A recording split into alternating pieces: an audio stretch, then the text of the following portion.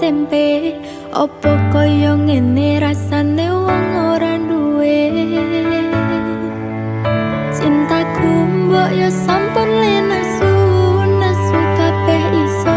Rasah kudu nganggo cucu emanen paras bagus mundak beda karo atimu. Rungokno tembangan manisku. Duh sayang ngapunten saestu yen dereng saged nuruti apa karepmu, tapi ojo sumelang ono dino liyane bakal tak upayake mbok kepiye carane. Tresnaku ora bakal lontar, sayangku ora bakal koyo senajan kahanane bubrah. Aku bakal setia, ora mungkin mendua. Matur suwun sampun ono ngancanine saben dino.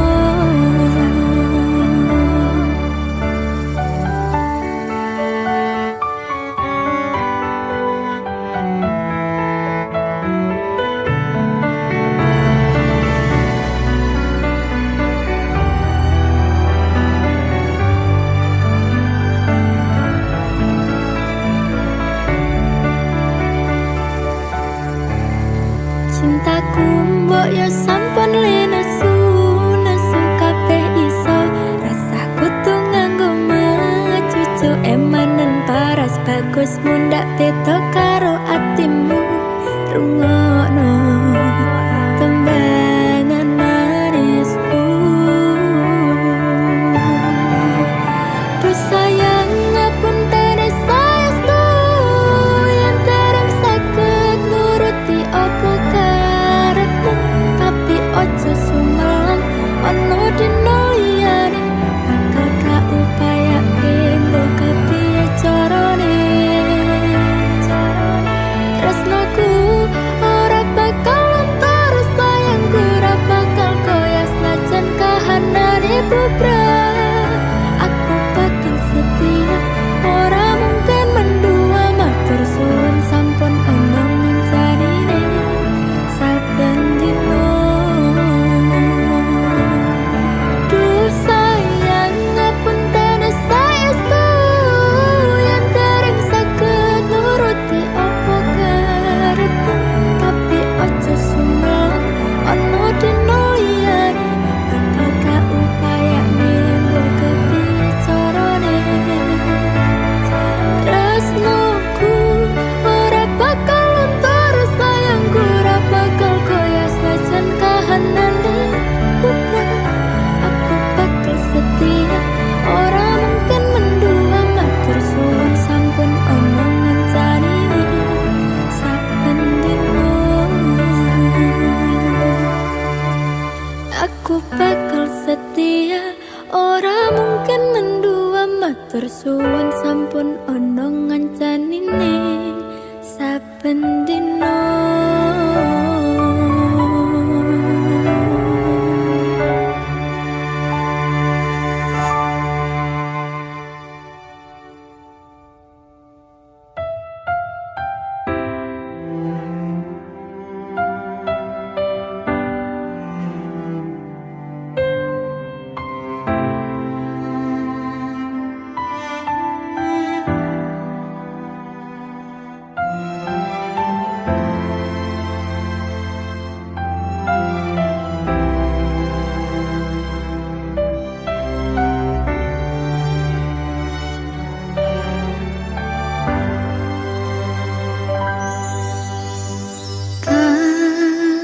Ceritani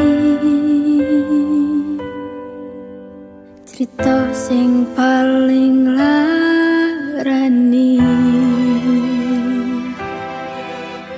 nalika bapak lunga ninggalke keluarga. Nelongso nanging kudu tak terima.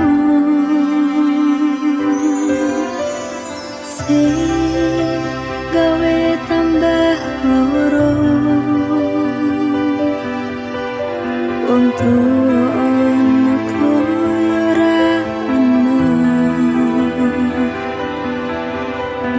kasih sayangi sing koyo jalane. Bapak ibu bingung dhewe-dhewe, yen pancen kudu pisahan, ojo nganti anak dadi korban perjuangan ning dalan dhewean.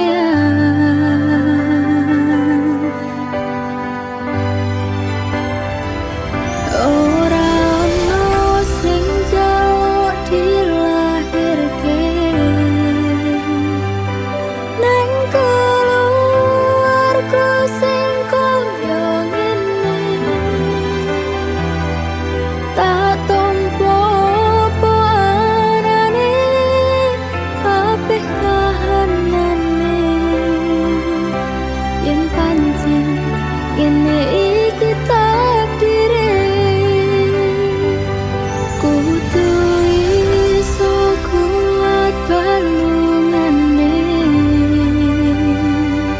bergerak disangka waktuane. Kudu iso ngadeg dhewe, ra ono cekelane. Ini anak sing rusak omahe.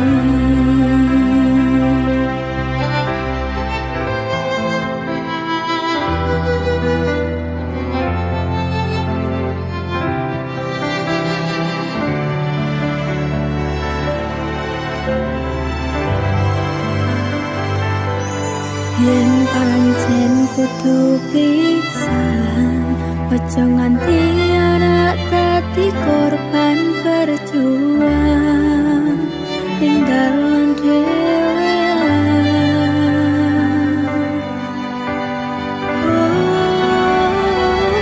Ora ono sing njaluk dilahirke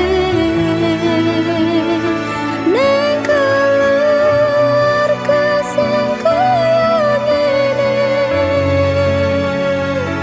Tak tompo apa anane kabeh kahanane, yen pancen ngene iki takdire. Kudu iso kuat balungane, bergerak disangka waktuane. Kudu iso ngadeg dhewe, ra ono cekelane. Ini anak sing rusak omahe. Ini anak sing rusak omahe.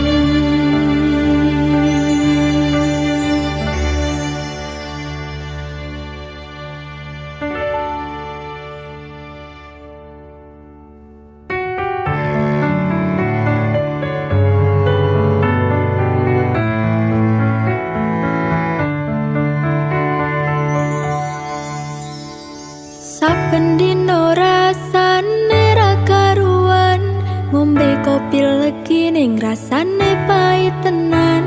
Mangan mangut lele rasane kok padha tempe, opo koyo ngene rasane wong ora duwe. Cintaku mbok yo sampun lenesu, nesu kabeh iso, rasah kudu nganggo cucu emanen paras bagus mundak beda karo atimu. Rungokno tembangan manisku,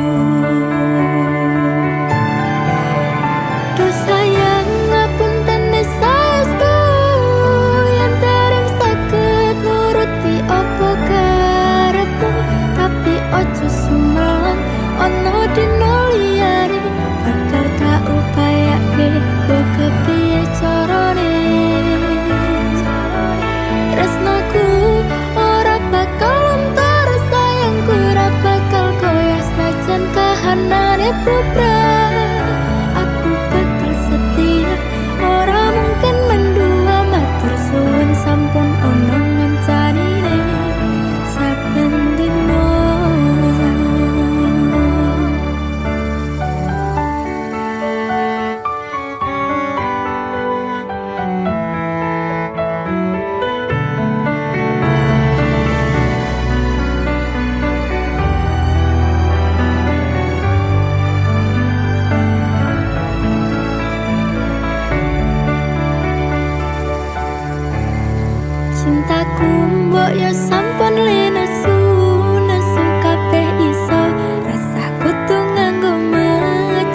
emanen paras bagus mundak beda karo atimu.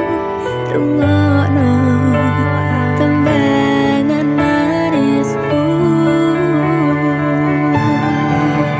bersayang ngapun tane saestu yang terang sakit nuruti opo karepmu. Tapi ojo sumelang ono dino liyane bakal gak upayake mbok kepiye carane. Tresnaku ora bakal terus sayangku ora bakal koyas najan kahanane bubrah. Aku bakal setia ora mungkin mendua matur suwun sampun omongin jarine saben dino. Duh sayang ngapun tane saestu yang dereng saged nuruti opo karepmu. Tapi ojo sumelang ono dino liyane bakal gak upayane mbok kepiye carane. Tresnoku ora bakal luntur sayangku ora bakal koyas najan kahanane bubrah. Aku bakal setia ora mungkin mendua matur suwun sampun omongan jarine saben dino. Aku bakal setia ora mungkin mendua matur suwun sampun ono ngancanine saben dino.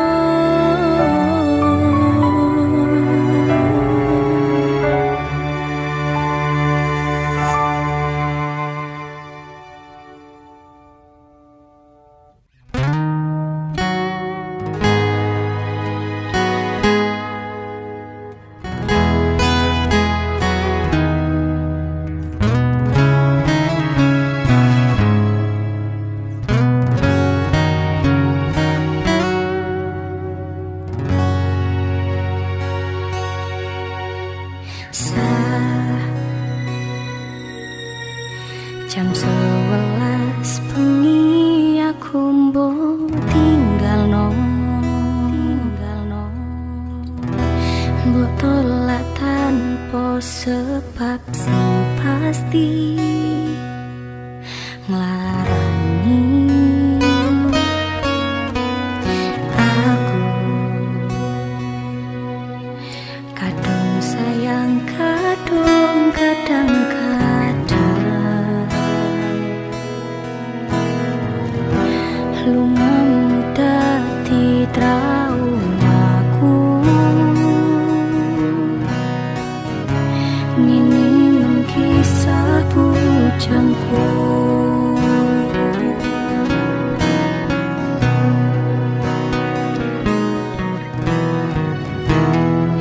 Ademi angin wengi teko ngancani aku kelangan konco cerita.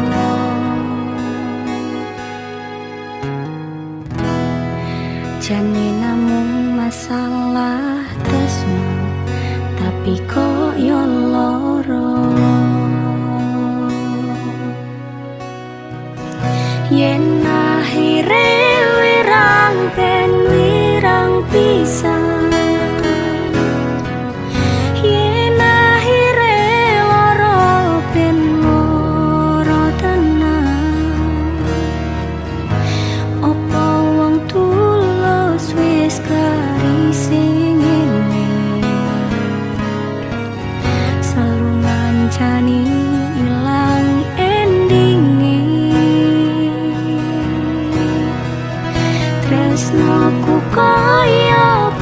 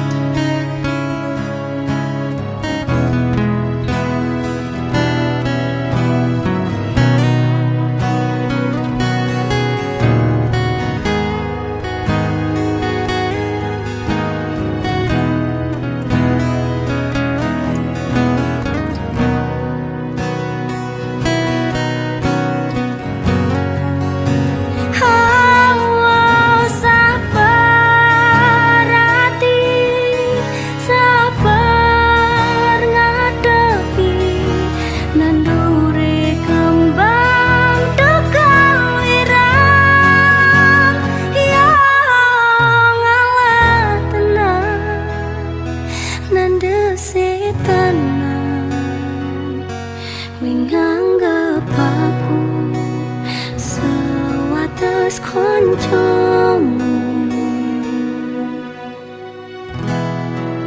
Iki namun masalah tresno, tapi kaya lara yen akhire wirang ben wirang pisan. Yen akhire lara ben lara tenan. Apa wong tulus wis karisine selalu ngancani ilang endinge. Tresnaku kaya ponsayanting putri, mbok sirami rinalan wengi, masih yo elok indah disawangi, tapi dipaksa ora iso gedhe.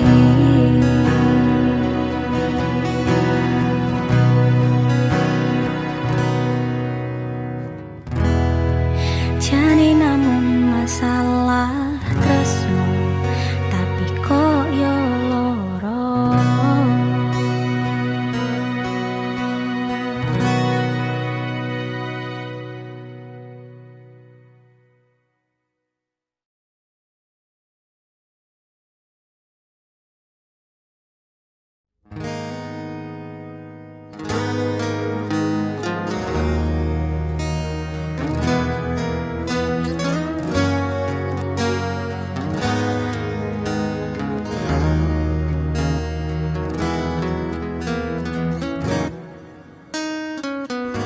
Anane mung tresno kali welasku,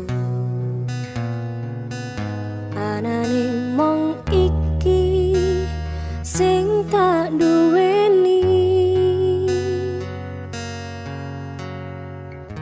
Doyo-doyo ganduli, doyo-doyo nangisi,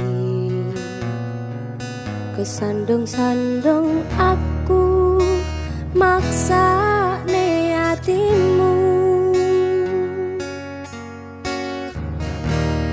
Kapok me tumbang tak gawe dhewe, ra iso ngukur kurang kesadaranku. Kekarepanku yen pancen dadi siji, iso ngrumat lan baturi. Tekane iso nganti padha pati, urung kawoco kowe kesusu mutusi. Aku sembrono ning rasa piro, malah dadi perkara. Nanging rapopo betulo-tulo dadi tulisan kanggo crita tuwa.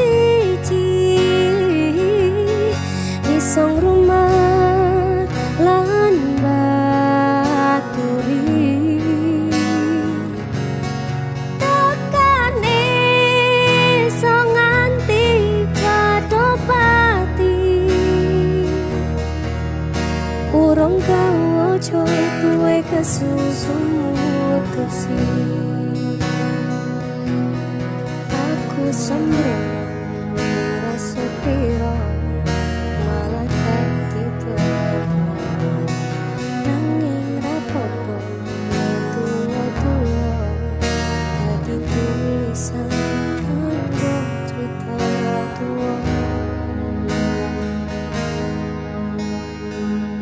ananing mung tresno